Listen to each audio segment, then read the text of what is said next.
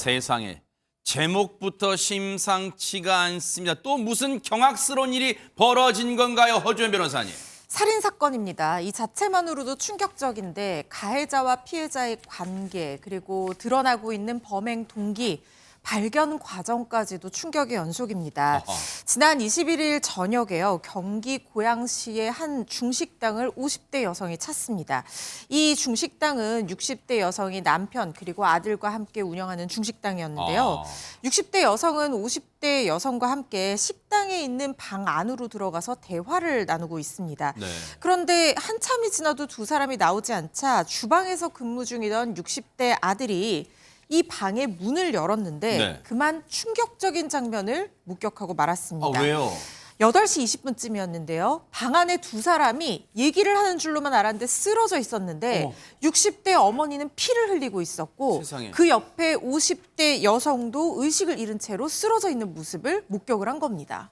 아니 대관절 이게 무슨 일입니까? 대화하러 그 식당 내부에 있던 방에 들어갔던 두 사람이 쓰러진 채 발견됐다니요. 그렇습니다. 말씀하신 것처럼 60대 여성은 사망을 했고요. 또 한 명은 혼수 상태에 빠져 있었는데 그래서 경찰이 이제 수사를 해야 될 거 아닙니까? 세상에. 경찰이 수사를 하면서 제3자가 두 여성이 혹시나 잘못된 행동을 한 게 아닌가 여기에 초점을 두고 수사를 쭉 했습니다. 네. 그리고 도주했을 가능성도 있다고 보고 CCTV를 쭉 분석을 했는데 네. 놀라운 일이 발견되게 됩니다. 뭐냐면 범행 현장인 음식점에 제3자가 드나든 흔적이 전혀 보이지 않았다는 겁니다. 아니 대체 그렇다면 이 얘기인 즉슨 박성배 변호사님 그 식당 안에 중식당 안에 있는 방 안에서 쓰러진 채 발견된 두 여성 중 한 명이 범인이라는 거 이게 무슨 말입니까 이게 대체? 범인은 바로 50대 여성이었습니다. 이 50대 여성 사건 당일 미리 흉기를 준비해서 60대 여성 운영 식당을 찾아갑니다. 그리고 방 안에서 말다툼을 벌이다가 이 50대 여성은 흉기를 휘둘러 60대 여성을 살해하고 맙니다. 세상에. 그리고 50대 여성은 범행 후에 스스로 약물을 다량 복용하는데 의식불명 상태였다가 바로 어제 의식을 되찾았습니다. 의사 소견에 따라 퇴원했고 경찰은 이 50대 여성을 곧바로 체포했습니다. 아니 지금 듣고도 너무 경악스러워 보세요. 식당에 지금 저 식당을 운영하시는 분은 60대 여성이에요.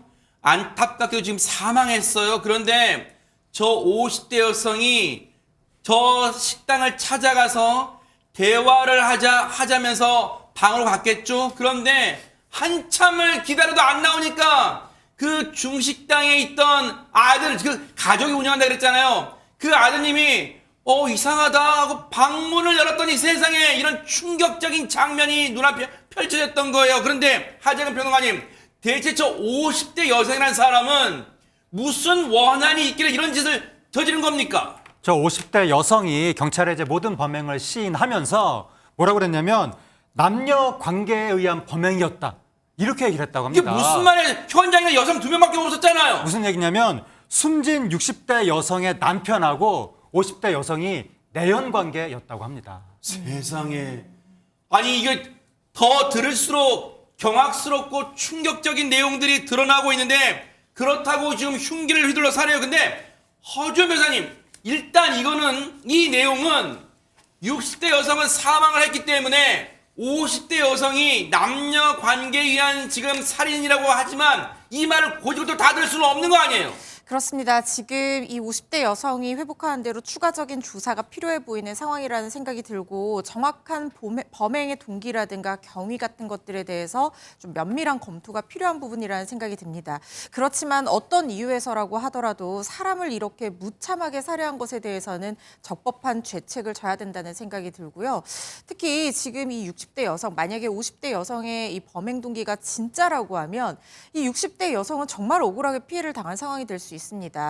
자신의 남편이 다른 여성과 내연 관계를 가진 것도 굉장히 통탄할 일인데 아들이 있는 곳에서 무참하게 살해를 당한 상황이 될 수도 있는 거잖아요. 세상에. 그리고 남아있는 아들, 특히 현장을 최초 목격한 아들의 어떤 정신적인 피해라든가 이런 부분에 대해서도 좀 상당히 큰 피해를 봤다 이런 생각이 드는데요. 경찰이 오늘 50대 여성에게 구속영장을 신청할 계획이라고 합니다. 아니 허준 변호사님 지금 이 50대 여성 지금 피의자예요. 이 여성이 하는 말이 설령 그게 진짜로 이 숨진 60대 여성의 남편하고 뭔가 진짜 시정 관계가 있다 하더라도 그게 이 범행 동기를 무슨 형량을 줄이는 그런 이유가 될 수는 없잖아요.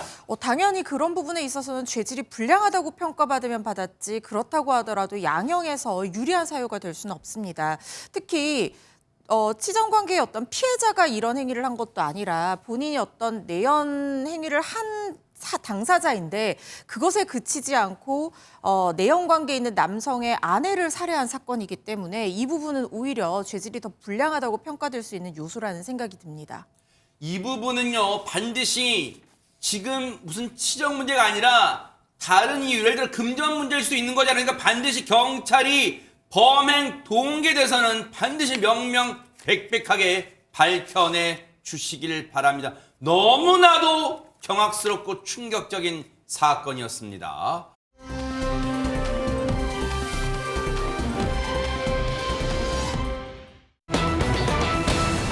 자, 배우 김민희 씨 아실 거예요. 근데 그 배우 김민희 씨가 영화감독 홍상숙 씨의 아이를 임신했다더라. 그런 임신설이 파다하게 퍼졌었죠. 그런데 김민희 씨 관련해서 또 하나의 지금 새로운 장면이 포착됐다면서요, 박성배 변호사님.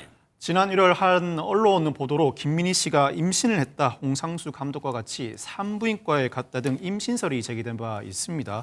올봄 출산을 앞두고 있다고 됐는데 사실 아직까지는 두 사람이 공식적으로 확인해 준 바 없어서 임신설에 그치는 상황이었습니다. 그런데 그 이후 최근에 김민희 씨와 홍상수 감독의 모습이 포착됐습니다. 지난 2월 19일 인천국제공항에서 두 사람의 모습이 포착됐는데 김민희 씨는 선글라스와 마스크로 얼굴을 가렸고 긴 코트를 걸친 모습이었지만 볼록하게 배가 부른 모습을 확인할 수 있습니다. 네. 이 홍상수 감독의 33번째 장편 영화가 제75회 베를린 국제영화제 경쟁 부문에 공식 초청되면서 두 사람이 베를린행을 위해서 인천공항을 찾은 것으로 보입니다. 아니, 근데 이 부분은 유행계 평론가님, 그게 이 따님도 있으시고 하니까 또 이 슬하에 지금 이제 결혼하시고 이제 아이를 두신 여성분의 입장에서 보면 지금 김민희 씨로 추정되는 여성의 홍상수 감독 옆에 있으니까 네. 지금 나란히 있으니까 김민희 씨일 가능성이 제일 높잖아요. 네. 저 모습이 글쎄요, 남자들은 잘 모른다고 가정하고 여성분이 보시기에는 저게 임신한 몸 상태로 볼 수 있나요? 어떻습니까? 100%죠. 아, 그래요? 예, 어지간히 살이 쪄서 저렇게 되지도 않고요. 네네. 아무리 여행 간다고 복대로 감춘 것도 아니고요. 그 산부인과 나왔던 정황도 있었고, 그다음에 굉장히 아이를 가져서 행복하다고 주변에 얘기한 걸로 볼 때는 네. 김민희 씨와 홍상수 커플이 맞는 것으로 보여지고, 네. 네, 3월에 출산 예정이라면 거의 지금 만삭이네요. 만삭인데 만삭이 거의 장시간 14시간 정도 걸리는 비행 안 하거든요. 엄청난 애정 관계인 것 같습니다. 그러면 지금 보세요. 허준 변호사님, 유인경 평론가님 말씀처럼 그 3월 출산 예정, 그것도 물론 당시엔 설이었습니다만 지금 이 상황으로 봐서 거의 이 배가 불러온 정도를 봐서도 거의 만삭에 가까운 것으로 많은 시청자분들도 짐작을 할 수 있을 것 같은데, 그러면 저 상황으로, 저 상태에서, 몸 상태로 홍상수 감독과 함께 베를린으로 갔다는 거예요, 지금? 그렇습니다. 지금 거의 막달일 것 같다는 생각이 드는데 그러네요. 이 상태에서 정말 인천에서 베를린까지 장거리 비행을 하면서 홍상수 감독을 위해서 내조를 하는 모습이 아닌가 이런 생각이 드는데 솔직히 저는 안 가봤지만 독일 열 몇 시간 비행기 타야 되는 거 아니에요? 그렇죠. 그런데 사실 정상적인 사람도 그러니까 이제 임신을 하지 않은 그런 자유로운 홀몸인 사람도 비행기 타면 몸이 붓고 굉장히 장거리 비행이 지칠 수 있는데 사실 극초기나 막달에서 비행이 권장이 되지는 않거든요. 왜냐하면 그냥 임신 막달은 정말 친구들 보더라도요. 숨만 쉬는 것도 힘들다고 그러더라고요. 안정을 취해야 되는 시기인가 그렇습니다. 보네요. 몸이 굉장히 불편하고 비행을 하지 않더라도 몸이 많이 부어 있는 상태이기 때문에 이 장거리 비행이 상당히 힘든 일이었을 텐데도 불구하고 이렇게 따라간 것 같습니다. 사실 이렇게 몸 상태가 임신 막달이라는 예상들이 많이 나오다 보니까 김민희 씨가 베를린 영화제 안 따라갈 거다 이런 예상도 있었고 아니다 평소에 김민희 씨 성격을 아는 사람들 얘기로는 자연스럽게 드러내고 당당하게 따라가고 할 거다 이런 의견도 있었거든요. 그런데 김민희 씨가 평소 성격이 어떤지 제가 개인적으로는 알지 못하지만 그 아는 사람들의 어떤 분석대로 실제로 저렇게 당당하게 모습을 드러내고 베를린까지 동행한 모습이었습니다. 네네. 그런데 출국장에서는 함께였지만 베를린 영화제 공식 석상에서 함께 모습을 드러내지는 않았고요. 어허. 홍상수 감독이 홀로 레드카펫을 밟았다고 합니다. 현지에서 열린 기자회견에도 다른 영화에서는 김민 씨가 이 영화의 제작자로 참석을 했거든요. 네. 그런데 이런 경우라고 하면은 같이 뭐 기자회견을 하는 모습을 종종 볼 수도 있었는데도 기자회견에도 모습을 드러내지 진짜 않았다라는. 홍상수 감독 혼자만 있네요. 네. 그렇습니다. 그래서 홍상수 감독이 홀로 저렇게 기자회견장에 모습을 드러낸 그런 상황입니다. 미디어 또 언론 취재 앞에서 현지에서 독일 현지에서 미디어 언론 취재 앞에서 이제 혼자 서 있는 홍상수 감독 모습 봤는데 근데 하재근 평론가님 인천공항에서의 모습을 보면 물론 이제 김민희 씨로 추정되는 분이 선글라스와 마스크로 얼굴을 이제 좀 뭐 절반 정도쯤은 가리긴 했지만 그게 막 신분을 노출시키지 않으려고 한 듯한 느낌은 안 받았단 말이에요. 근데 베를린 영화제까지 같이 가는데 왜 이른바 언론 취재진 앞에서는 같이 안 섰을까요? 네, 안 갔으면 몰라도 힘들게 갔는데 현지에서 그 일정 그 소화를 같이 안 한 거예요.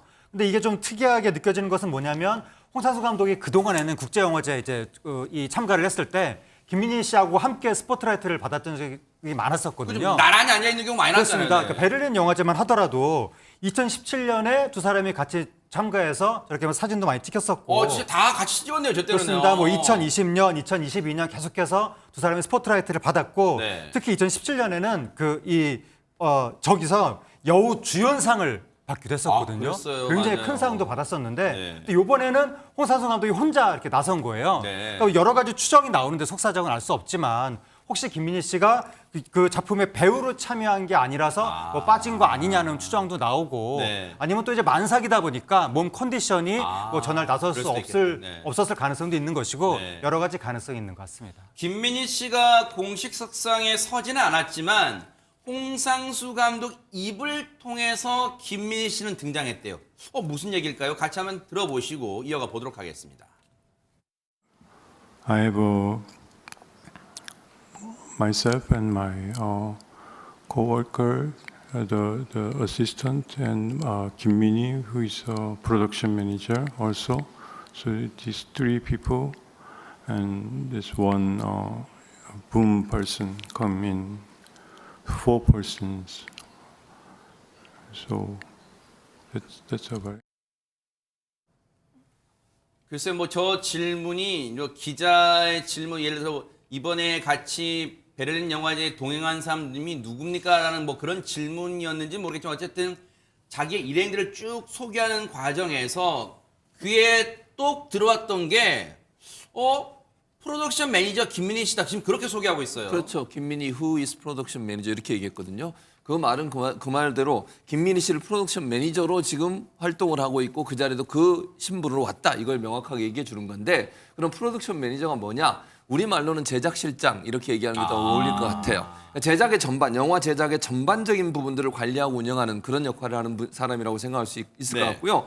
일단 뭐 예를 들면 그날의 촬영 순서를 정하는 문제 그리고 엑스트라를 얼마만큼 어떤 사람을 고용할지 하는 문제 또는 장비 임대 소도구나 대도구 임대 및 제작 네. 뿐만 아니라 의상 대여, 제작 관리하고 촬영지를 선택하는 것까지 그야말로 제작진 이동 숙박 등 영화 제작 관련 행정적인 전반적인 일을 다 컨트롤하는 사람.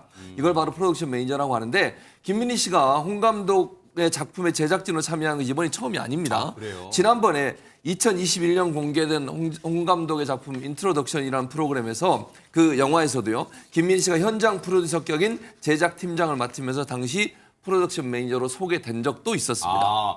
근데 하재근 평론가님, 제가 무지한 질문인지 모르겠지만 다른 스태프들, 다른 같이 일하는 분들은 그냥 그 직함 정도만 소개했는데 김민희 씨한테는 프로덕션 매니저라고 밝히면서 이제 실명을 공개해서 근데 그 앞에 그거 하나 붙일 수도 있었을 것 같아요. 제가 사랑하는 뭐 그런 것도 붙일 수 있을 것 같은데 그건 안 붙여서 공과 사를 구분한 거예요. 어떻게 봐야 되는 거예요? 아무래도 글자 그대로 프로덕션 매니저니까 네. 프로덕션 매니저라고 이야기를 한 것 같고 네. 굳이 자신의 감정을 거기 감정에 대한 표현을 할 이유는 없지 않습니까? 왜 할 수도 있죠. 네. 그런데 이제 이름을 밝힌 것은 김민 씨가 워낙에 국제적인 유명 스타니까 네. 저희가 베를린 영화제잖아요. 네. 베를린 영화제에서 아까 제가 말씀드렸듯이 여우 주연상을 받았던 사람이니까 네. 이제 이름을 이제 밝힌 것으로 보이고 저기 오시는 분들은 김민희 씨는 거의 알만하신 분들이 많이 계실 거예요. 영화 전문가, 영화 전문 기자들 이런 그러니까, 사람들이 예. 오니까 당연히 김민희 씨 알겠죠. 네네네. 그리고 아마 홍상수 감독이 이런 자리에서 김민희 씨를 꼭 언급하는 것은 아마 추정컨대는 네. 김민희 씨가 유명 스타 연예인인데 아. 본인 영화의 제작 실장 역할을 지금 다 해주고 있는 거잖아요. 그리고 또 그 하여튼 뭐 그게 그리 쉬운 역할이 절대로 아닌데 네. 그런 것을 연예인으로서 해주는 것에 대한 고마운 심정이 항상 있지 않을까. 그래서 저런 자리에서 꼬박꼬박 언급을 해주는 것이 아닌가 네. 그런 느낌도 듭니다. 그렇군요. 근데 베를린 영화제에 이제 가는 모습은 인천공항에서 어느 한 언론에 사진으로만 포착이 됐는데 사실 베를린 영화제에 갔지만 또 어쨌든 한국에는 올 거 아니에요. 그러면 베를린 영화제도 기간도 있고 한정도 있고 그럼 올 때 인천공항에 취재진이 진을 칠 수밖에 없는 상황 같다는 생각도 들어요. 그렇게 막 진을 치기에는 아, 썩 떳떳한 커플이 아니기 때문에 그리고 뭐 최근에 밝혀진 커플이 아니라 굉장히 10여 년간 지금 애정을 공개한 커플이어서 새로울 건 별로 없다. 새로울 거 없지만 아. 저는 사실은 저럴 때는 되게 뭐 가리고 가거나 할 텐데요. 네. 저 두 분이 너무 자기들의 사랑에 떳떳하기도 하고 지금 홍상수 감독은 60년생이기 때문에 65세에 아, 그래요? 이제 아빠가 다시 되는 거고요. 네. 아이가 초등학생 때 이미 칠순, 예, 김민희 씨도 42살, 뭐 이래서 사실은 알파치노 같은 배우는 83세 아들을 낳기도 했었습니다만 네. 우리나라가 헐리우드가 아니어서 걱정이 되긴 하는데 네. 어쨌든 본론이든 찐사랑이든 대중들의 관심은 쏠릴 테고 네. 근데 그럼에도 불구하고 그 앞에 불륜이라는 타이틀이 붙어 있는 건 어쩔 수가 없을 것 같습니다. 어쨌든 베를린 영화제에 참석했던 물론 공식 석상에는 김민희 씨가 서지 않았지만 과연 인천공항을 통해서 들어올 때는 또 어떤 모습일지도 관심은 어느 정도는 쏠릴지 한번 지켜보도록 하겠습니다.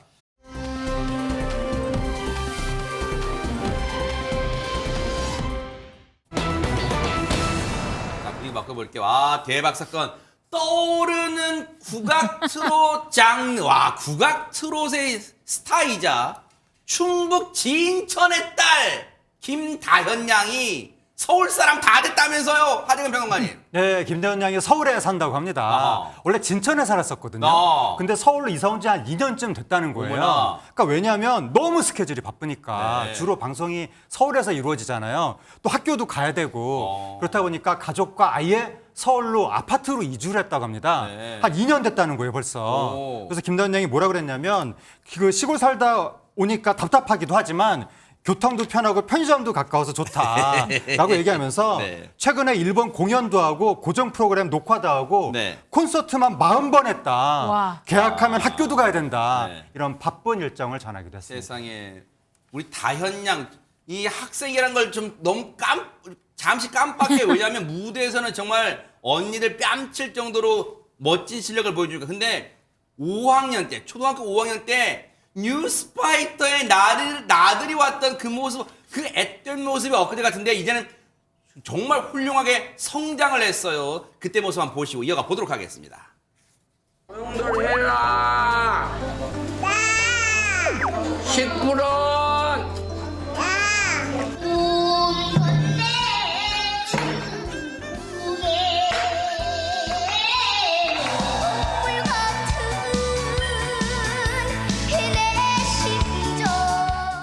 오 5학년 때 보이스트롯이 2위 했었고 미스트롯이 3위, 현역강 이번에 3위.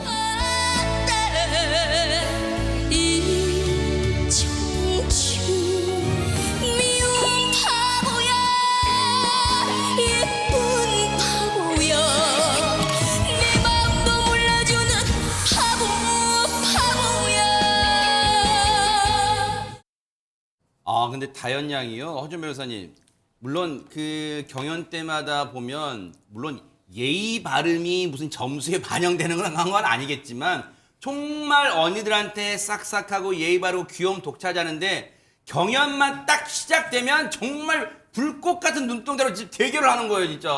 아버지가 훈장님이시니까 예의는 또 깍듯하게 배우지 아, 않았겠습니까? 그러네요. 네. 반듯하게 예의를 갖추지만 무대 위에서는 그야말로 계급장 떼고 붙으면 또 눈빛이 바뀌면서 실력을 쫙 이렇게 보이면서 성인과의 대결에도 사실 밀리지 않는 모습을 보여줬었죠. 네. 다현 양이 4살에 판소리를 시작했습니다. 그때는 판소리 신동이었어요. 그런데 5살에 트로트계에 입문을 했는데 네. 10살 남짓할 때는 판소리로 뭐 전국 어린이 판소리 대회, 학생부 이런 데서 상을 휩쓸었었어요. 뭐. 무려 10번 정도의 수상 경력이 있을 정도로 실력자였다고 하는데 네. 트로트 경연 프로그램 3번 참가했는데 모두 탑 3 안에 들었습니다. 세상에. 2020년에요. 네. 불과 12살에 참가했던 MBN 보이스트롯에서 무려 2위를 기록하면서 정말 대단한 모습을 보여줬었죠. 야. 그리고 연이어 참가했던 타방송 경연 프로그램에서도 3위를 기록했고요. 네. 작년 2월에 끝난 현역광 이때도 진짜 대단했습니다. 그때도 3위.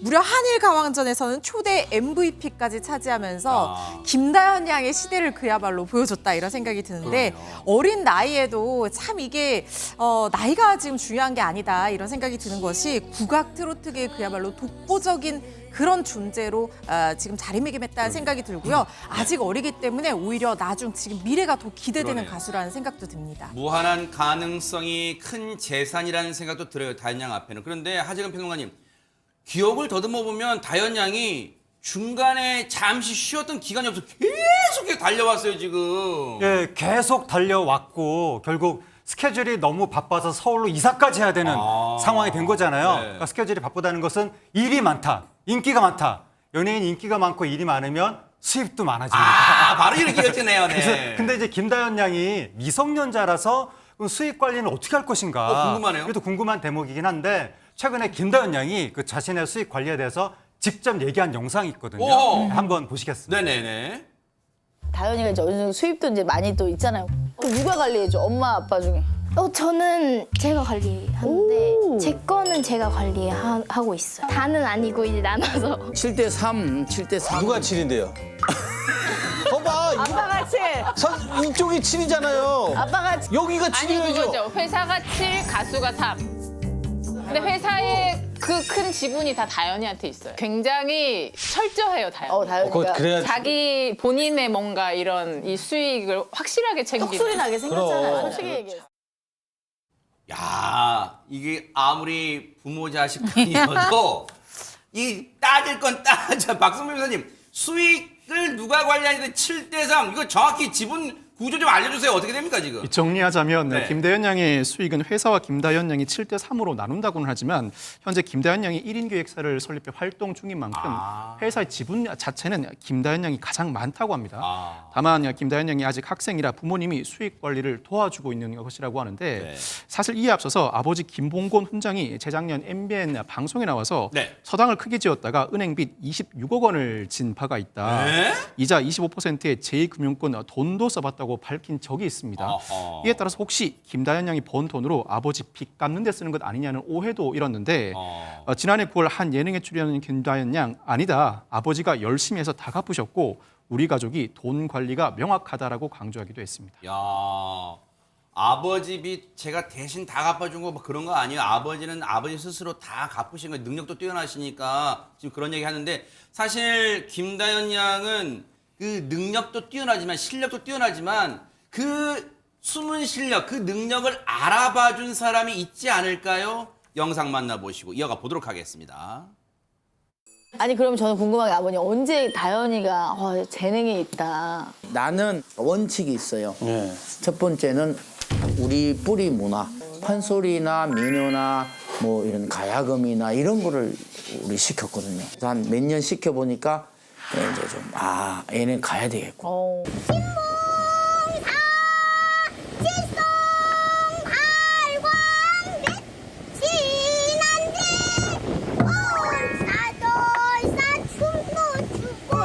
엄청 어렸을 때는 그냥 화가도 해보고 싶다 이런 것도 있었는데 판소리를 시작하면서부터 이제 판소리 명창이 꿈이었고 지금은 이제 트로트 가수 하면서 세계적인 가수를 꿈꾸고. 판소리랑 약간 트롯 차이가 좀 있으면 판소리 같은 경우에는 우선 좀 밀고 그다음에 굵은 꺾기가 많다면 예를 들어서 별빛이 흐르는 다리를 건너 바람 부는 갈대 숲을 지나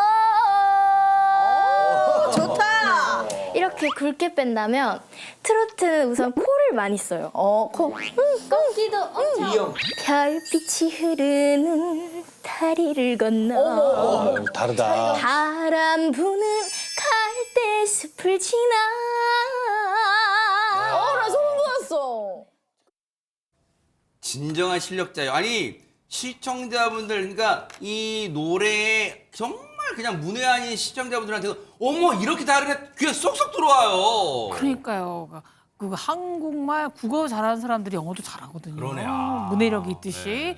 근데 국악으로 시작해서 이제 판소리를 잘하게 된 이유가 뭐냐면 그 특유의 판소리 창법을 바탕으로 트로트의 그 감미로운 이런 기법을 살려고 노래를 부르기 때문에 네. 모든 사람들이 나이에 상관없이 와 진짜 노래 잘하는 실력파라는 걸 인정할 수밖에 없고요. 네. 특히 그 국악 특유의 시원한 내지르는 발성 그리고 트로트 섬세함을 잘 섞는데 저는 김다현 양한테 놀랐던 건 현역가왕 1편 여성 가수들 나왔을 네네네. 때 남들 노래 다 연습하는데 김다현 양은 1호 공부를 해왔더라고요. 맞아요 기억나요. 네. 한일 가왕전 가면 1호로 본인이 소통을 그 데뷔하려고. 하겠다고. 와, 맞아요. 그러니까 정말 본인 관리에 철저하고 대단하게 열정이 있는 친구구나 하고 그때부터 알아봤습니다. 맞아요. 아, 정말로 자신을 늘 쉬지 않고 연마하는 다현 양 진짜 어른 뺨치는 언니들 뺨치는 그런 어떤 이 생활 태도 가지고 있는데 근데 허주연 변호사님 김다현 양이 아까 뭐 부모님이랑 수익구조 칠 때 다 나온다 하지만 사실 알고 보니까 세상에 둘도 없는 효녀라면서요. 김다현 양이 돈 부족하면 얼마든지 제 거 가져다 쓰셔도 된다 그러니까 아버지가 아유 마음 받겠다 이런 얘기도 평소에 방송에서 나와서 했고 아버지를 참 사랑하는 그런 효심 깊은 가수라고도 알려져 있어요. 그런데 어렸을 때는 또 어떤 효도를 하고 싶어 했냐면 15살 때까지만 하더라도요. 아버지께서 제가 결혼하시는 거 싫어하시는 것 같다. 부모님하고 330살 될 때까지 살고 싶어서 결혼 안 하고 싶다 했었는데 요거 33살만 돼도 생각이 약간 달라질 수 있습니다. 아직까지 너무 어렸어요. 네네. 그도 그럴 것이 사춘기가 되니까 생각이 살짝 바뀌었다는 거예요. 김봉곤 훈장 아버지가 네. 예전에는 아버지 같은 남자가 이상형 아니었어 이렇게 물어봤다는 거예요. 네. 모든 딸바보 아빠들은 아빠 같은 남자랑 결혼하고 싶어 이 말 되게 듣고 그렇죠, 싶어 하시거든요. 네네. 그런데 다현 양이 뭐라고 얘기를 했냐면 네. 고개를 저으면서 아버지가 아버지로서는 정말 좋은데요. 배우자로서는 좀 아닌 것 같아요. 이렇게 선긋기를 시작했다는 거예요. 우문현답이네 우문. 이제 17살 되니까 살짝 정서적 독립이 시작이 된 것 같습니다. 그런데 아버지가 서운함을 좀 내비치긴 하면서도 그래도 자식들 미래를 항상 이제 생각하는 아버지니만큼 자식 농사 잘 짓고 또 네. 그걸 옆에서 바라보는 게 제일 큰 보람이다 이렇게 얘기를 하기도 했고 네. 이 마음을 또 막내인 김다현 양도 잘 알아요. 그래서 손편지를 써서 아버지에게 애정을 표현을 했다고 합니다. 어렸을 때는 애교도 많이 부리고 했지만 사춘기가 돼서 애정 표현 많이 줄어서 서운하셨죠 하면서 그래도 늘 고맙고 사랑합니다 이렇게 속마음 전하기도 했습니다. 네. 정말 실력만큼이나 인성도 뛰어난 다현 양 또 앞으로의 더 성숙하고 멋진 무대 뉴스파이트가 진심으로 기대를 해보도록 하겠습니다. 혹시 시간 나면 뉴스파이트 다시 한번 나들이 또 부탁드릴게요.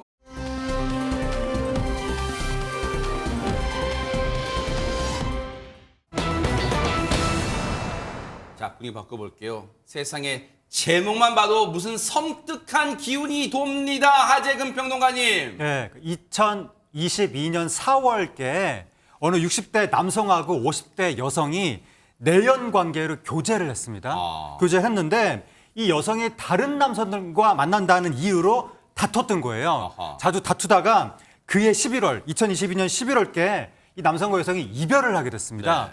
이별을 했는데 이 여성이 내가 이 남성 사업에 투자한 돈이 있는데 그거 반환해달라라고 이제 욕을 한 거예요.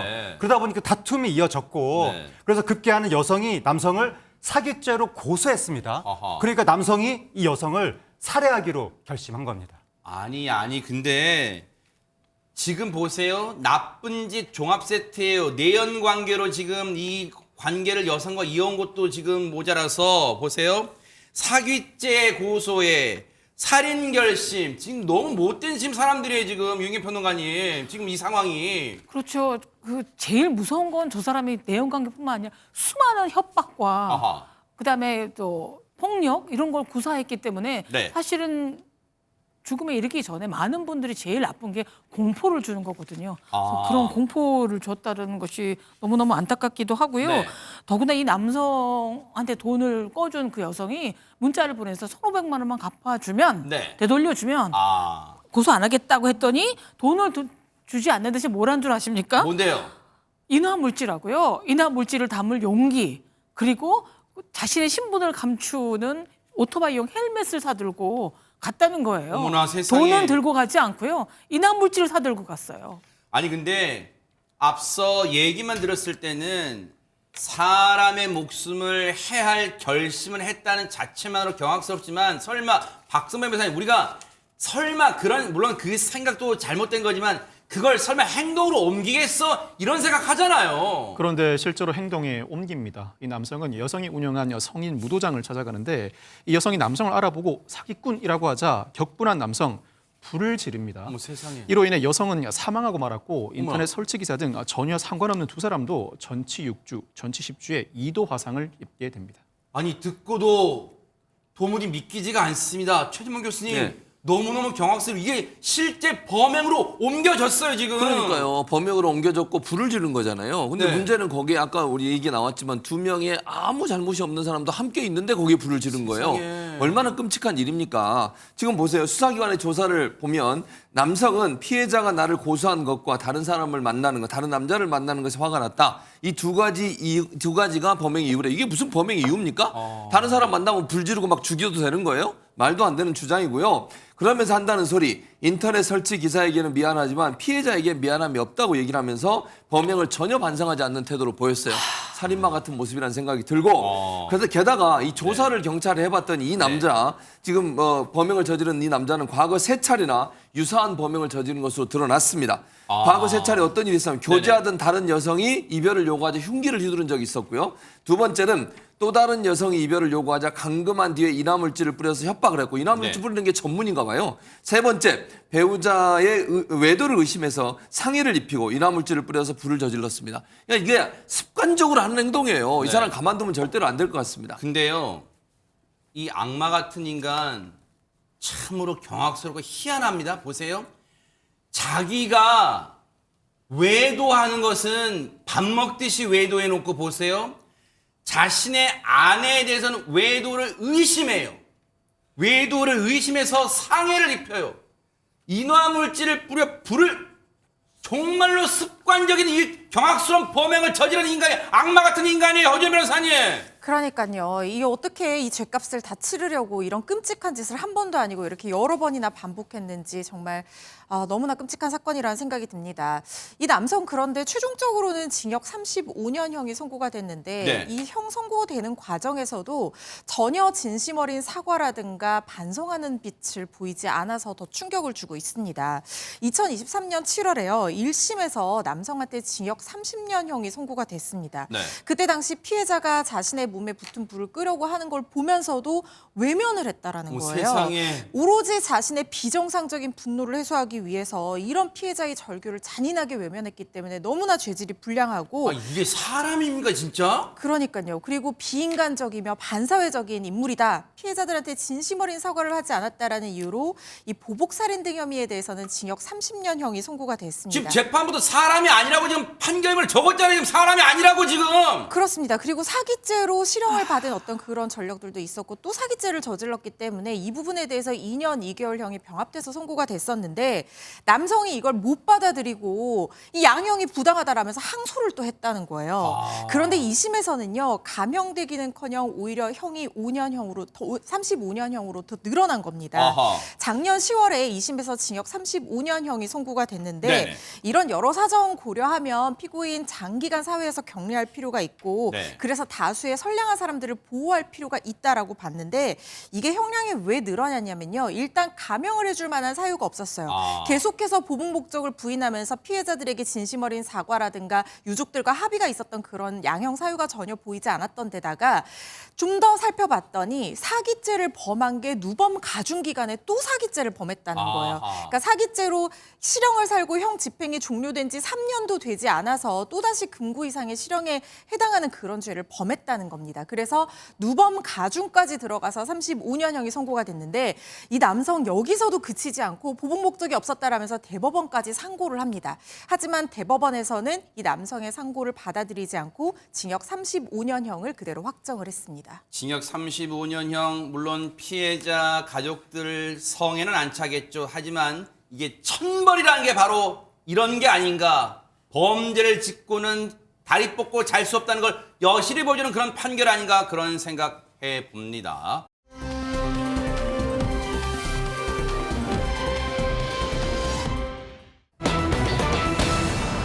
어머나, 이지아 씨 하면 하재근 평론, 우리가 아는 그 이지아 씨 맞아요? 예, 유명 배우 이지아 씨입니다. 근데 지난주에 크게 이지아 씨 집안이 논란이 됐는데 어허. 왜냐하면 이지아 씨의 할아버지가 친일파라는 게 알려진 거예요. 그래서 논란이 됐는데 혹시 사람들이 의심을 한 게 할아버지, 아버지를 통해서 이지아 씨한테 친일파의 재산이 내려온 거 아니냐. 그게 논란이 됐거든요. 예. 거기에 대해서 이지아 씨가 이제 해명을 하면서 특히 할아버지의 친일 행각에 대해서 사죄도 했습니다. 뭐라고 이제 해명을 했냐면 18살에 자립한 이후에 부모로부터 어떠한 금전적 지원도 받은 적이 없으며 복잡한 가족사로 인해서 부모와 연을 끊고 지낸 지 이미 10년 이상의 세월이 지났다. 2살 때 조부께서 돌아가셔서 기억이 없으며 친일 행위도 전혀 알지 못하고 자랐다. 네. 이렇게 얘기를 했습니다. 지금 이 얘기를 들으면 유인경 평론가님, 우리 조상들 친일파 아니라고 한 게 아니라 네. 연을 끊고 산 지 오래됐지만 어쨌든 지금 친일파가 맞다는 쪽으로 거의 지금 인정하는 쪽으로 지금 얘기를 하는 것 같네요. 그렇죠. 그때 서태지 씨와의 사실혼 관계가 밝혀졌을 때도 친일파 후손이다라는 얘기가 나왔는데 네. 왜 이 시점에 밝혀졌냐면 지난주에 이지아 씨의 아버지가 형제들하고 이제 법정 분쟁이 있었는데요. 350억 원 규모의 할아버지가 남겨준 유산을 갖고 투쟁을 하면서 분쟁이 있었어요? 네, 분쟁이 있었는데 도대체 이 350억이나 되는 땅을 갖고 싸우는 가족이 누구냐 봤더니 친일파 김준홍 씨의 자녀들로 이제 밝혀졌는데, 김순흥, 예. 네, 김순흥 씨의 자녀들 밝혀졌는데 그 자녀의 딸 중에 하나가 이지아 씨라는 거죠. 근데 올해가 광복 80주년입니다. 80년이 흐르는 지금도 350억의 땅을 갖고 있다라고 했으면 상당한 친일파였구나라는 의심을 할 수 있겠죠. 네. 고 김순흥이라는 사람이 네. 친일파였고 그 슬하에 여러 자제들이 있었는데 네. 그 자제 중에 한 명이 이지아 씨의 아버지였다, 이제 그런 거예요. 네. 지금 그런데 이지아 씨의 아버지하고는 이지아 씨는 오래전에 부모와도 연을 끊고 살았다는 거예요. 근데 그 어쨌든 이지아 씨 아버지 형제들이 있을 거 아니에요? 네. 그 형제들이 350억 정도의 토지, 땅을 놓고 분쟁 중이다. 지금 그 얘기 터졌는데, 근데 허준 변호사님, 앞서 유인경 변호사님 잠깐 설명하셨지만 예전에도 이 논란이 있었던 거예요? 설명 좀 해주세요. 이지아 씨의 조부가 김순흥이라는 사실이 알려진 게 사실 좀 오래됐습니다. 2011년 당시에 처음 알려지게 됐는데 네. 김순흥 이 사람은 이 일제강점기 당시에 일본의 군사 관련 단체에 거액을 기부한 그런 인물로 대한민국 임시정부에서 발표한 친일 인사 명단에도 포함이 되어 있는 사람이에요. 그런데 2011년 당시에 정대철 민주당 상임 고문이 이지아의 집안이 대대로 유경 사업을 하던 재력가이자 명문가다 이렇게 밝혀서 이지아 씨 집안에 대한 관심이 커졌는데 네. 그때 이지아 씨의 소속사 역시 이지아가 김순흥 씨의 손녀가 맞다라고 밝히면서 그러면 김순흥이 누구냐? 친일파 아니야? 그러면 친일파의 후손이구나, 이런 꼬리표가 따라붙었던 거예요. 그런데 이지아 씨가 이번에 이 논란을 정면으로 돌파를 한 겁니다. 네. 사과문을 직접 발표하면서 어떤 입장을 밝혔냐면 네. 본인이 2011년에 기사로 알게 된 것도 맞다. 그리고 그 이후에 민족문제연구소를 여러 차례 방문해서 관련 자료를 확인하고 공부해 공부했다 이렇게 밝혔는데 이게 진실인 게 민족문제연구소의 이모 실장이라는 사람이 일간지와 인터뷰를 했는데 이지아 씨와 직접 대면을 해서 이 부분에 대해서 알려줬다라는 거예요. 그래서 조부에 대한 어떤 행적에 대해서 억울해하지 않고 그대로 받아들이고 후손으로서 어떻게 해야 되냐고 물어봤더니 열심히 공부하고 관심을 가지고 지켜봐야 된다. 이렇게 조언을 해줬다라는 인터뷰가 나왔거든요. 그리고 이지아 씨가 지금 더 직접적으로 친일파의 후손이지만 어떤 입장을 제대로 밝힌 부분이 뭐냐면 이번에 논란이 중심이 된 이 안양 소재의 땅 있잖아요. 350억 상당의 이 분쟁 토지. 이게 만약에 일제 강점기 동안 취득된 재산이라고 하면 반드시 국가에 환수돼야 한다고 생각한다라고 정면으로 입장을 밝혔습니다. 그럼 이제 이 오늘에서야 뉴스파이터 통해서 아시게 된 분도 있으실 거예요. 하재근 평론가님, 이지아 씨가 친일파 후손이었어? 그런 분도 계실 것 같아요. 이번 논란을 통해서 굉장히 크게 이 사실이 널리 알려지게 된 거죠. 기존에도 아는 사람은 알았지만 이번에 많이 알려지게 되니까 거기에 대해서 이지아 씨가 이번에 또 이제 사과를 하게 된 거예요. 뭐라고 사과를 했냐면 조부에 대한 역사적 과오를 깊이 인식하며 후손으로서 진심으로 사죄드린다. 앞으로도 역사의 진실을 마주하는 데 겸허한 자세로 임하며 책임감을 갖고 살아가겠다라고 사죄를 했고 원래 이지아 씨가 오늘 어느 보석 브랜드 행사에 참석할 예정이었었는데 그 참석자 명단에서도 빠졌다고 합니다. 요번 사안을 접한 누리꾼 분들의 반응은 뭘지가 궁금해지는데요, 박성매 변호사님. 이지아 씨의 입장 표명에 친일 후손 중에 이런 태도 취한 사람 없었다. 대단한 용기이고 멋있다. 나아가서 적극적인 해명, 보기 좋다는 지지의 목소리도 나오고 있습니다. 그렇지만 여전히 비판적인 의견도 제기되고 있는데 친일로 축적한 부로 성장했다면 친일파 청산은 필요하다. 또 이제 와서 해명 늦었다는 의견이 제시되고 있습니다. 혹시요, 하재근 평론가님, 그 대한민국 연좌제란 건 없지만 이제 법률적으로도 혹시 이제 그 전부터 이제 친일파 후손이라는 논란은 그 전부터도 아까 설명해 주신 대로 있어 왔어요. 근데 이번에 이 일로 야, 재산이 그렇게나 많아서 친일파 후손이어서 그렇게 많았던 거야? 물론 부모와 연은 끊었다지만 혹시 이 일로 이지아 씨 앞으로의 어떤 연예계 행보, 배우로서의 행보 여기에 혹시 영향을 줄 가능성이 있어요? 어떻습니까? 뭐 영향을 줄 수도 있겠지만 대중 정서라는 게 있으니까 아까 말씀하신 것처럼 우리나라는 연좌제가 없는 나라니까 할아버지의 잘못을 손녀가 책임져야 될 이유는 없는 것이고. 근데 죄송해요. 말씀 좀 죄송해요. 법률적 연좌제는 없지만 제가 말씀드린 게 심리적 연좌제가 있을까 봐 이제 저는 그렇죠. 말씀 드리는 거예요. 그러니까 제가 말씀드린 것처럼 대중 정서는 또 별도의 네네. 문제니까 거기에 대해서는 뭐 영향을 받을 수 있겠으나 만약에 할아버지가 친행위로 재산을 읽었는데 그걸 진짜 물려받았다. 이러면 이제 문제가 커지는 거거든요. 근데 그게 아니라 이지아 씨는 난 물려받은 거 없다라고 지금 주장하고 있는 거잖아요. 만약 그런 재산이 있다면 환수돼야 된다. 이런 식으로 주장하고 있으니까 아마 그 할아버지 친일행위로 인해서 그나마 영향은 최소화되지 않을까. 그렇게 좀 추측이 됩니다. 특히 일본 문제 관련해서는 친일 문제에 관련해서는 우리 사회 아직도 현재 진행형인 사안 같다. 요 이지아 씨 그 조부 땅 사태를 두고 또 그런 생각을 해봤습니다. 앞으로 어떻게 또 흘러갈지 또 지켜보도록 하겠습니다.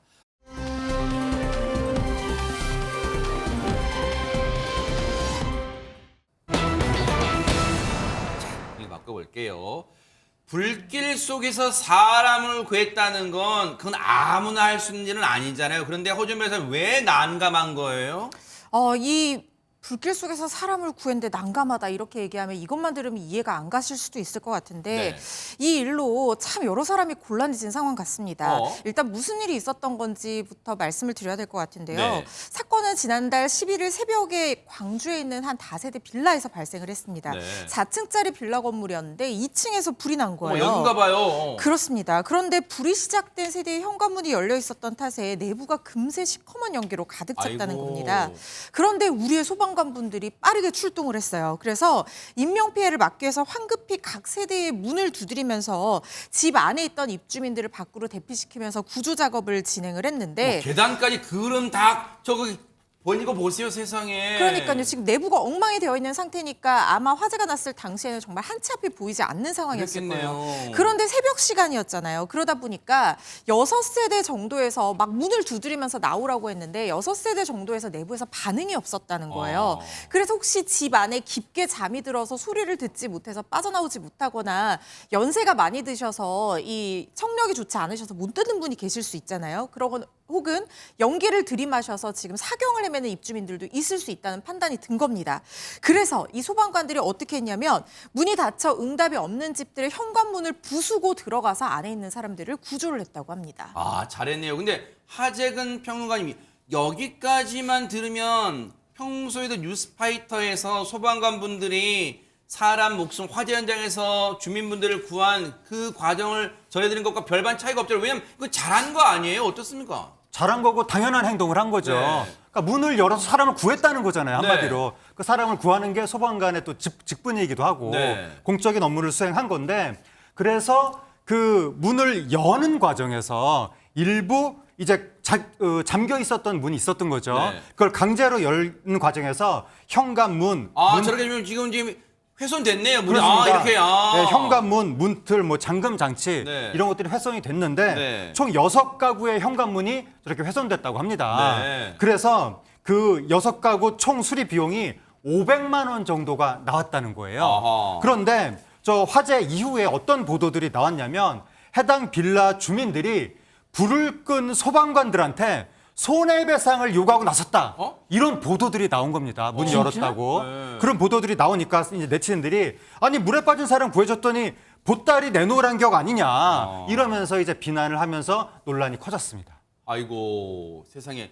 지금 이 일로 이런 보도가 나오니까 자연스레 저 주민분들한테 지금 그 네티즌 반응처럼 자연스레 저 빌라 주민분들께 비난의 화살이 지금 쏟아지나 봐요. 그런데 저희가 들어봤더니 사실과는 다르게 알려진 부분이 있었대요. 얘기 들어보시고 이어가 보도록 하겠습니다. 소방 쪽에서 화재 조사인가 뭐 하러 왔었어요. 그래서 저희는 현관문이랑 이런 거 어떻게 하냐고 소방관님이 그러면 혹시 모르니까 한번 소방 쪽에서도 될 수 있으니까 청구를 해보라고 사진 한번 보내보라고 저희는 또 기대를 했죠. 이번에 연락이 왔는데 부지급이 떨어졌다고 진학 과정 중에 문 개방이어서 이게 안 된다고 하네요. 이렇게 연락이 왔어요.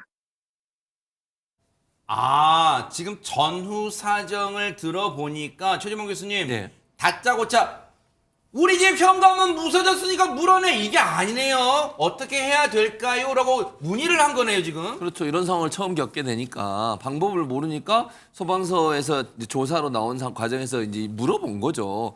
뭐 이런 상황에서 우리가 혹시 보상을 받을 수 있는 방법이 있을까요?라고 했더니 소방 관계자가 혹시 모르니 그것도 뭐 명확하게 보상된다고 얘기한 게 아니고 네. 혹시 모르니 소방서 측에 한번 청구해 보세요라고 안내를 했고 그래서 이분들이 이제 소방서 측에 전화를 한 거죠. 네. 그래서 이제 주민들이 수리비용을 청구한 게 아니라 배상 받을 수 있는지 방법을 물어본 거예요. 확인하고 요청한 것인데 네. 문제는 문제는 뭐냐면 이 언론에서 보도하는 내용들이 불끈 소방관들에게 수리비를 내놓으라고 황당한 요구를 했다라고 보도가 나간 거예요. 그러니까 진실은 아닌데 아닌 진실이 마치 그 주민들이 소방관들한테 돈을 보상하라고 얘기한 것처럼 잘못 보도가 나가서 소방관들도 아니 주민들도요 소방관들의 사정을 다 알고 있는데 너무 감사할 따름인데 그거 물어본 걸 이렇게 왜곡해서 보도를 하니까 자기들이 나쁜 사람이 된 것 같아 무섭다고 말을 하고 있고요. 네. 보상을 받아야 할 길도 지금 막막한 상태에서 좀 답답한 심경을 토로하고 있습니다.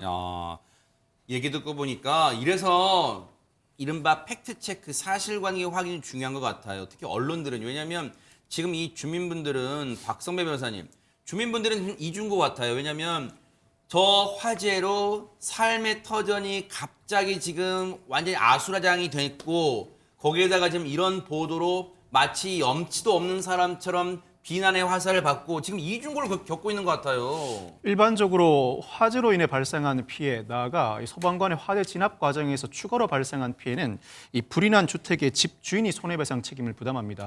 그가 따로 가입한 화재 보험이 있으면 이 가입한 화재 보험에서 배상을 해주는데 이 화재의 경우에는 불이 시작된 가구의 집주인이 유독가스를 흡입해 병원으로 옮겨졌지만 의식을 잃은 상태가 이어지다 결국 숨지고 말았습니다.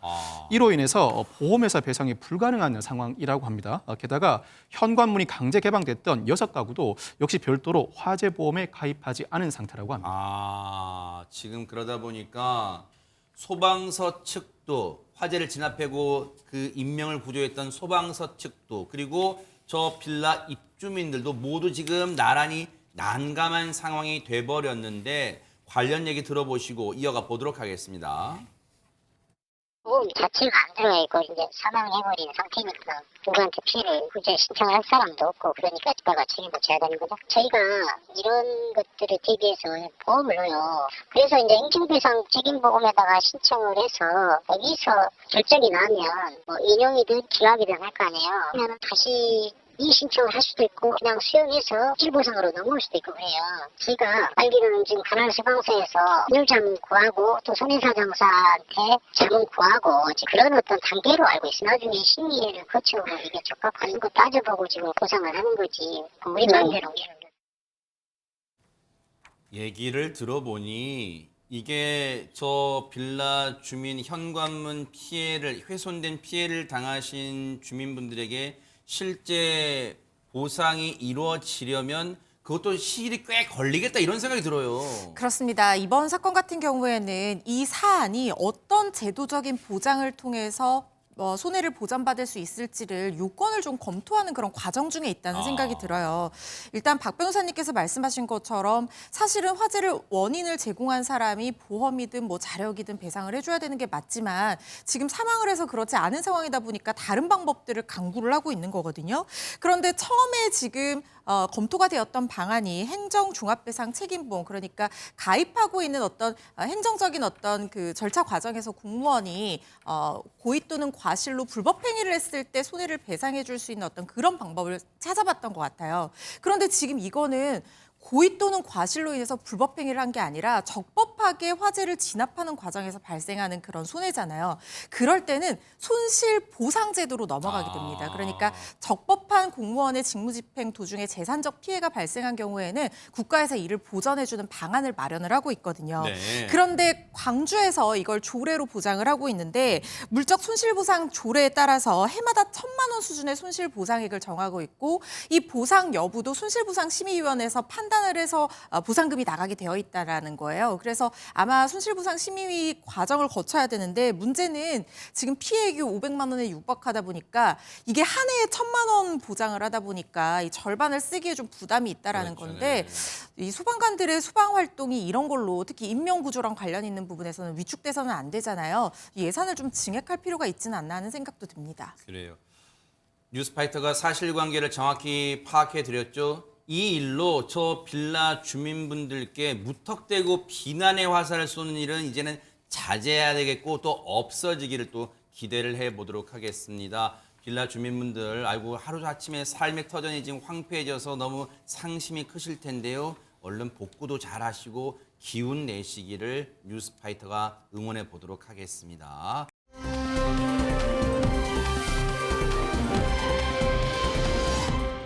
그런가 하면 이번 또 어디로 가볼까요? 박성일 변호사님. 이 출퇴근길이든 언제든 차가 너무 막히면 내 차가 하늘로 날아갔으면 좋겠다 이런 상상 많이 해보실 텐데 이 상상이 현실이 될 것 같습니다. 미국으로 가보겠습니다. 설마요 이건.